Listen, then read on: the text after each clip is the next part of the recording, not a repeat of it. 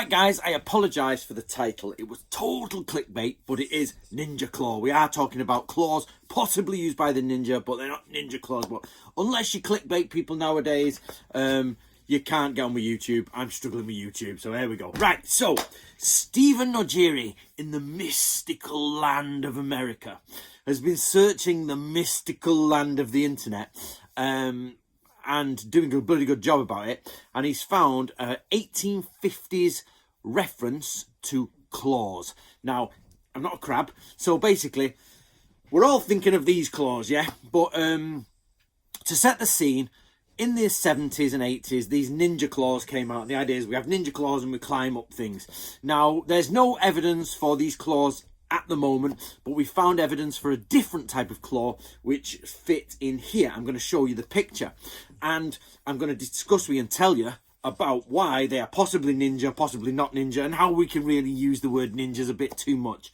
But you know, to get people to watch the video, we've got to do these things, so I'll sit here in humble apology. But there, it is possible that a ninja used these claws, etc, etc. So this manual is a manual on samurai. It's a samurai manual about samurai ways. It has how to display heads, how to move through water, flags, formations, various things. But at the end, it's got a criminal capture section. Now, Stephen's done a video. Stephen Nojiri's done a video on it, and he's put his video up first because this is his find, and I'll link that video below, and you can go and see that. It's only 15 minutes long, so you can have a look at that. And he goes into some depth there about these types of things. Now, criminal capture is a word we use in English to basically mean when the lords want to capture someone in their own domain. Remember, in samurai times, it's pretty much, I always equate it to African warlord time or Middle Eastern warlord. Warlord wants you dead, you're dead. If he says you're dead, you're dead. If he wants your family dead, your family are dead. Yes, Japan is not quite as, you know, without its laws, but it definitely is a point where it's top-down hierarchy. You can be killed by someone above you for no other reason than they don't like you or they've perceived you've broken the law. So you being annoyed, being like targeted, you might have been a really honourable samurai up until that point, but the Lord's like, right, I want his land, or I want to do this, or something's gone on, or maybe you've drawn a sword on someone you couldn't. There's basically a million reasons why the Lord could turn on you. And then in that case, he sends out people to track you down, and you become a criminal. This doesn't mean, like, the criminal capture is a little bit misleading in English, because you get the idea it's like some thieves and some gangsters are around. It's like, no, these are the Lord wants, they'll just have them killed. It's like, grab, kill. He wants to take these people alive. So these tools are used to take people alive and bring them back and then kill them that way. Do you know what I mean? In a much more civilized manner. You don't want to kill them in the streets, let's kill them in the execution grounds. So what we have here is Samurai Manual talking about criminal capture tools such as sickle and chain.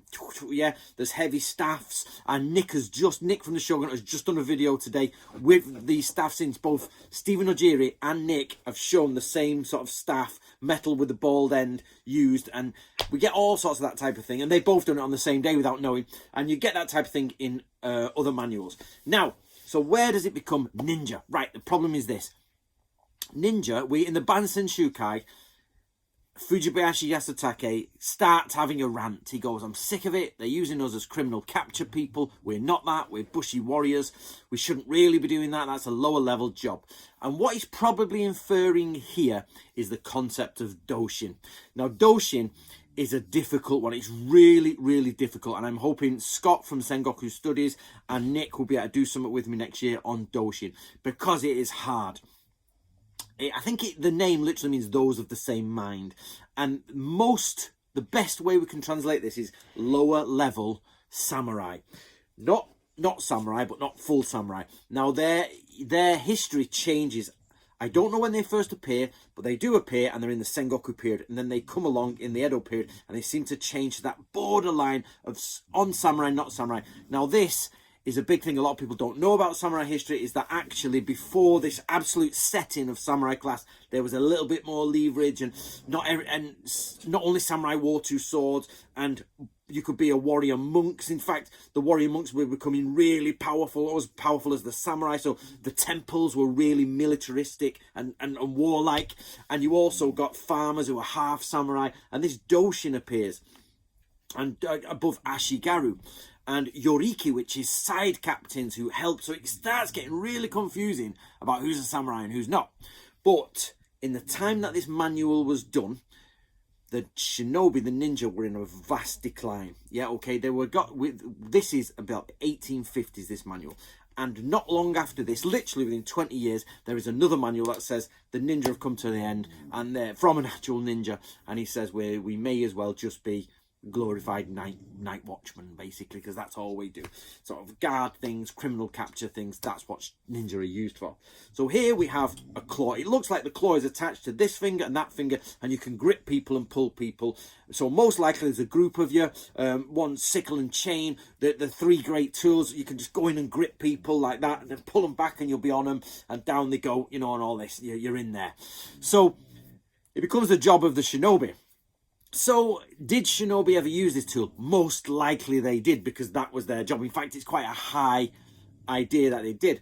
Now, did this tool come from the shinobi? I doubt it, because there is absolutely no real discussion of this tool or claws anywhere. There's one in the Bansen Shukai, and it is in the criminal capture section, where he says, oh my god, they keep making us do criminal capture, so we use these tools. You know what I mean? So that is an issue. So I personally don't believe that these tools were from before in the ninja and then they came to the ninja. It's more likely that these are standard generic tools which the shinobi used because they were hired more and more to do that job. But we only really know that from the Bansen Shukai. We have to be careful here. We only really know that from the Bansen Shukai. What we do know is that criminal capture was a part of the samurai's job, and the ninja were a part of samurai life. So it could have been a shinobi doing it, it could have been somebody else. The line between shinobi and others may not be as crisp as we like it to be. So it's a case of, you know, this person's skilled in shinobi no jutsu, let's send him out. But his actual job is the accountant, you know what I mean? It's whatever, you know, or it's the guy who looks after turret 7 and he accounts for the arrows and everything. But also he's from Iga and he's trained in ninjutsu. All right, we'll send him off to criminal capture then. You know, there's a lot of things we've got to debate and discuss here. But now I'm going to put the kanji on the screen for people like Sean Askew and Don Rowley and people like that. It's not Sosho. Basically, you get Kaisho, Gyosho, and Sosho, if I remember rightly. Kaisho is like block letters. Gyosho is squiggliness. And Sosho is absolute doctor's writing that nobody can understand it. Or it's also like the writing of my publisher, who writes me Christmas cards every year, and I have no idea what they say. And that's English. There you go. So I have no idea what you're saying. I actually now just send her a picture and say, translate, type that out, because I have no idea what you're saying. So, this is it. It's been on screen. If anyone can deconstruct that, my translators, it takes too much time out. So it will go in the pile of to do, and which might take a bit long for you guys. So there you go. Have go at it, and let's see it come out in the ninja community. But in an added extra, it looks like shuriken. I'm not sure. Again, it's on the screen. It looks like shuriken, but I'm not quite 100% sure on that. Can somebody get the kanji for it? And it looks like a blade. So we might hear claws and shuriken as one go, or at least a thrown bladed weapon like that. So can somebody type that up and find what that is, and we might find a bit more information. So hopefully, I'm hoping Eric Shahan will jump on it from Shinobu Books, and he might have a go. So I will send him this I'll send him this before I put this video up, or around the same time, so he can have a quick go at it. So do follow Eric Shahan.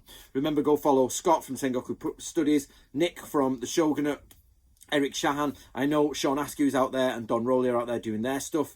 So, you know, in all fairness to research, let's go research this. Let's find out what you think, guys. And let's go from there. If you're interested in ninja, you really want to be honest, get yourself a copy of the Book of Ninja. My dog is not snoring today because he's awake by the fire.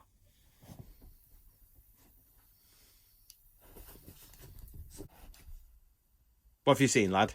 What have you seen? Are you a ninja? Do you look like Batman? Yes, you do. There's the other rat. You all right, rat? That's Chip. And that's Bolt. Look at the profile on that. That's the guy who snores at everything. This is the Stormeister. Aren't you? You all right? He's been cold, it's freezing. So obviously we're in caravan life at the minute and he's freezing. But there he is, the culprit of snoring.